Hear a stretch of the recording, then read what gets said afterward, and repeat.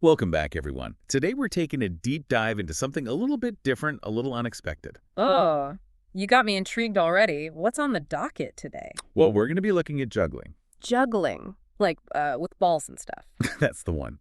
But we're not talking about the circus act itself. We're diving into the surprising connection between juggling and self-confidence. Now that you mention it, I have heard of that, like how it can help with focus and stuff. Exactly. We're going to explore all that and more.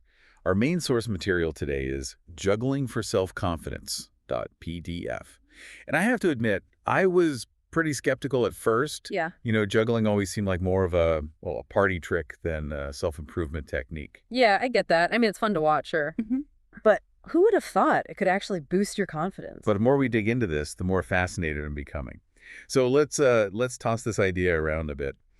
This source emphasizes that juggling is not just about, physical skill and dexterity. Right. It's about training your mind, too. Yeah. Building a certain mindset.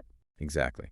And one of the first things that jumped out at me is how juggling can actually boost your self-confidence by teaching you to embrace failure. Oh, for sure. When you're first learning to juggle, I mean, you're going to drop those balls a lot. We've all been there, right? It's part of the process. Absolutely. And every time you drop a ball, it's a chance to learn and adapt and try again. Exactly. And that's so important for building resilience, not just in juggling, but in life, too. Think Yeah. about it, right? When we face setbacks and challenges, it's that ability to get back up and keep going that makes all the difference. It's like you're constantly pushing past those little failures, those little stumbles, and eventually you start to see progress. And the more you push through those little failures, the more confident you become in your ability to handle anything that comes your way. That's a great point. And speaking of pushing through, the source also talks about how juggling can really enhance your focus and discipline. Oh, yeah, big time. To juggle successfully, you really need to concentrate, like really be in the moment.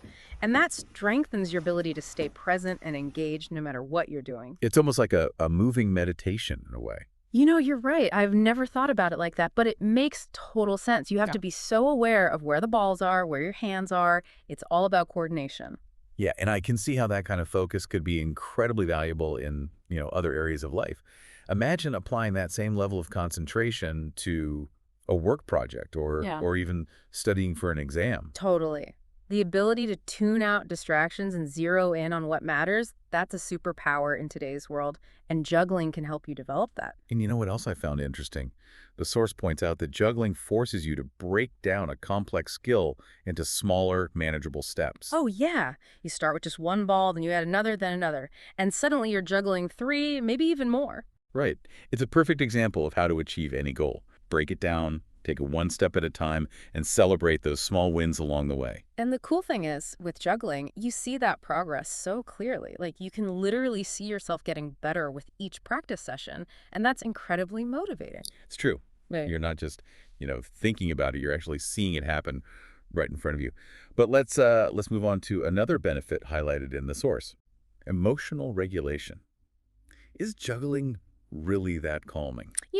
It actually is. There's a certain rhythm to it, a repetitive motion that can be incredibly soothing, kind of like a meditation, as we said before. So juggling is like a workout for your mind and body and a stress reliever all at the same time. That's it. And not only that, but the patience you need to actually learn how to juggle, that can really carry over into other areas of your life. You start to get better at handling frustration, at staying calm when things get tough.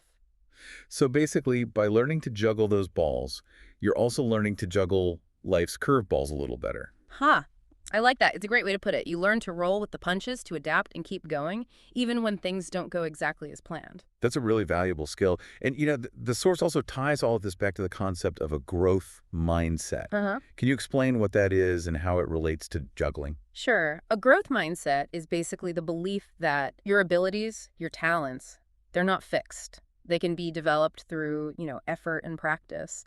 And juggling really embodies that idea. Right. You start as a complete beginner, maybe feeling a little clumsy, dropping the balls all the time. Yeah. But as you keep practicing, you start to see real progress. And that progress is so tangible, you can actually see yourself improving, which reinforces that belief that you can learn and grow no matter what. It's like a physical manifestation of that growth mindset in action. Exactly. And, it takes courage to step outside of your comfort zone and try something new, especially something like juggling that might seem intimidating at first. But the very act of challenging yourself, of pushing past those initial fears, that builds confidence and a belief in your own potential. Okay, I'm really starting to see how all these pieces fit together. But what about the social aspect? The source mentions that juggling can boost social confidence, but honestly, I'm having a hard time picturing that. It's not just about, showing off a cool trick at a party, although that can be fun too. It's more about, well, the qualities that juggling reveals about you. Okay, I'm listening. Think about it, right? Hmm. Learning to juggle takes dedication, discipline, focus. When you commit to mastering a skill like that, it shows a certain level of perseverance and determination that can really impress others. So it's less about the act of juggling itself and more about the qualities that it represents. That's it.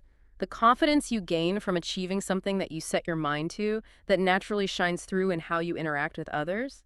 It's not about bragging or showing off. It's about that quiet confidence that comes from knowing you've accomplished something challenging. This has been an absolutely fascinating exploration. We started with juggling, and now we're talking about resilience, focus, emotional regulation, growth mindset, even social confidence. It really highlights how juggling is so much more than just, a physical skill. It's a powerful tool for self-development, a way to build those essential qualities that contribute to a strong sense of self and, well, a confident approach to life. It's pretty amazing how something as simple as juggling can have such a profound impact on our overall well-being. So for everyone listening, we'd love to hear your thoughts. What resonated with you the most? Did anything surprise you about the connection between juggling and self-confidence? Yeah. And maybe this deep dive has even inspired you to, try something new, something that pushes you a little outside of your comfort zone. You never know what hidden benefits you might discover. That's a great takeaway. And on that note, we'll wrap up this deep dive. Thanks for joining us, and until next time, keep exploring, keep learning, and who knows, maybe even give juggling a try. You might just surprise yourself.